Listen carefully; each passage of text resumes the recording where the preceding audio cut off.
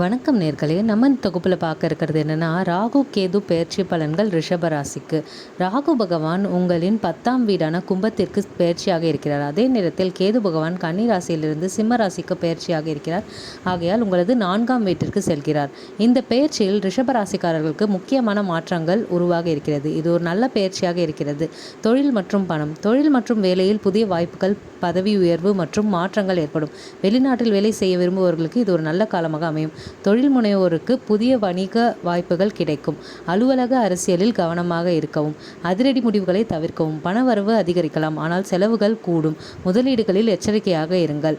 வீட்டில் மன அமைதி குறையலாம். வீடு வாங்குதல் அல்லது வாடகைக்கு மாறுதல் ஏற்படலாம். நிலம், வீடு, சொத்து சேர்க்கையில் கவனம் தேவை. ஆரோக்கியம், மன அழுத்தம், செரிமான கோளாறு ஏற்படலாம். கவனமாக இருக்க வேண்டும். திங்கட்கிழமை மற்றும் சனிக்கிழமையில் காளி, துர்க்கை, பகவதி அம்மனை வழிபடுவது சிறப்பான பலன்களை தரும். நன்றி நேர்களே. வாழ்க வளமுடன்.